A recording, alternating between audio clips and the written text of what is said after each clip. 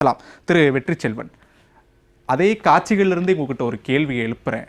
ஒரு பக்கம் மத்திய அரசிட்ட போய் சுற்றுச்சூழல் அனுமதி கொடுங்க, நீர்வளத்துறை அனுமதி கொடுங்க, நாங்கள் அணை கட்டணும்னு வெளிப்படையாக முயற்சிக்கிறாங்க கர்நாடக காங்கிரஸ் அரசு.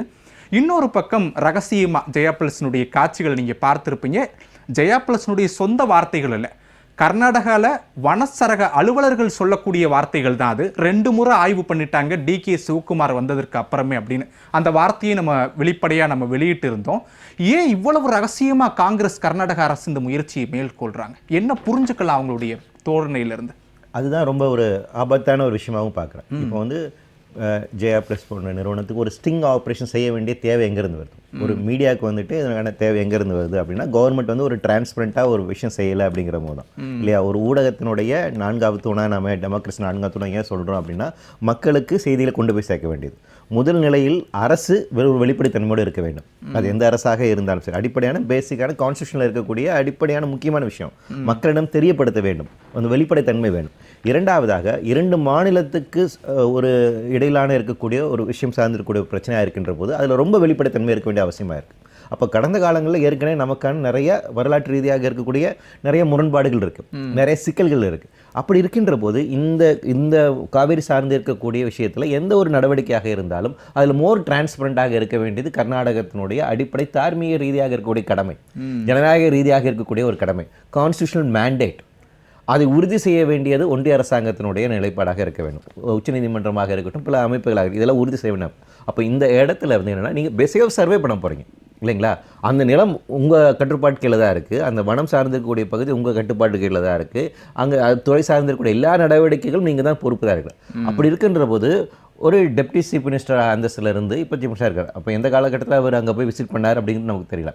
அப்போ அதற்கு உரிய இருக்கக்கூடிய இப்போ ஒன்றும் இல்லை, இங்கே ஒரு மினிஸ்டர் ஒரு ஈவெண்ட் கலந்துக்கிறாங்க போகிறாங்க அப்படின்னா DPRL மூலமாக தகவல் தெரிவிக்கப்படும் பிரஸுக்கு இல்லைங்களா? அப்படி எந்த நிகழ்வாக இருக்காம்.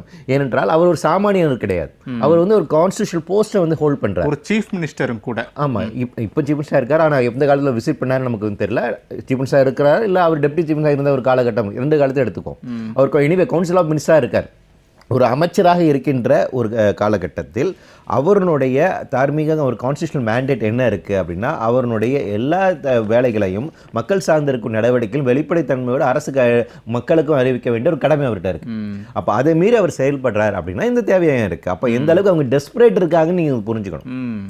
ஏன் இதுவும் வெளிப்படைத்தன்மை இல்லாமல் அவங்க செய்யணும்னு நினைக்கிறாங்கன்னா, இது வந்து கண்ணு வச்சு நமக்கு அதோடு வந்து டக்குன்னு முடிக்கணும் அப்படின்னு பார்க்குறாங்க. அப்படின்னா சீக்கிரமாக நம்ம இந்த வேலையை முன்னெடுக்கணும் அப்படிங்கிற ஒரு முன்னெடுப்பு இருக்கு இல்லைங்களா? அப்போ அதுதான் நம்ம புரிந்து கொள்ள வேண்டும். அதான் இன்னும் ரொம்ப ஆபத்தான விஷயம் இருக்குது. நீங்கள் 2 ஸ்டேட்டுகளோடையும் கன்சல்ட்டோடு இணக்கமாக இதை நடைமுறைப்படுத்த வேண்டும் அப்படின்னா அவங்க மோர் டிரான்ஸ்பரண்ட்டாக இருப்பாங்க.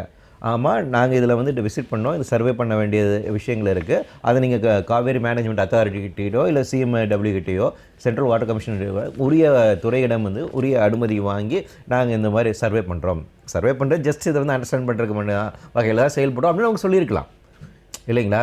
இன்றைக்கி வந்து உச்சநீதிமன்றம் நீங்கள் DPR செய்யலாம் அப்படிங்கிற அனுமதி கொடுத்துருக்காங்க. DPR செய்வதற்கான அனுமதி அவங்க சென்ட்ரல் வாட்டர் கமிஷன் கேட்டிருக்காங்க. அப்போ துறை ரீதியாக ஒரு நடவடிக்கை சார்ந்திருக்கலாம். அப்போ இந்த இடத்துல நாங்கள் DPR செய்ய போகிறோம், அப்போ அதுக்காக சர்வே பண்ண வேண்டிய தேவை எங்களுக்கு இருக்குது அப்படிங்கிறத தமிழ்நாடு அரசாங்கம் தெரிவித்து விட்டு அந்த வேலையை முன்னெடுக்க வேண்டும். அதுதான் கான்ஸ்டியூஷனல் மேண்டேட், அதான் சட்ட ரீதியாக. ஆமாம் இல்லையா? இன்டர்ஸ்டேட் வாட்டர் டிஸ்பியூட் ஆக்ட்ங்கிற அதுக்காக நம்ம வச்சிருக்கோம் நாம.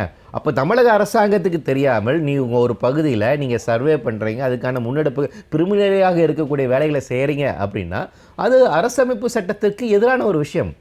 அப்போ அந்த வகையில் அவர்கள் அந்த வழக்கு போகிறாங்க அப்படின்னா எந்த அளவுக்கு இதோட முன்னுழைப்போடு இருக்கிறாங்க, எந்த அளவுக்கு டெஸ்பரேட் இருக்காங்க அப்படின்னு புரிந்து கொள்ள வேண்டும். அப்போ இது மேலும் மேலும் இந்த சிக்கலை வந்து அதிகரிக்கிறது. இது ஒரு ஆபத்தான போக்கு. நீங்கள் வந்து என்னைக்கு விஷயங்களை வந்து பகிர்ந்து கொள்ள மறுக்கிறீங்களோ, சில விஷயங்களை மறைக்க முன்படுறீங்களோ அப்படிங்கும்போது அப்போ பிரச்சனைகளை அதிகப்படுத்தும். அது ஒரு சரியான போக்காக இருக்கு.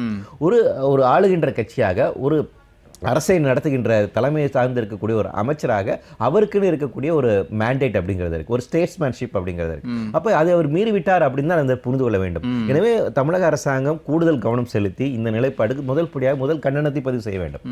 நாம கர்நாடகா அரசாங்கத்தோட நம்ம தமிழ்நாடு அரசு ஒரு கண்டனத்தையாவது பதிவு செய்யணும். பதிவு செய்ய வேண்டும். அவங்ககிட்ட இமீடியட்டாக வந்து ரெஸ்பான்ஸ் வந்து கேட்கணும். அதுக்கு உரிய அதிகாரியிடம் ரெஸ்பான்ஸ் கேட்கணும்.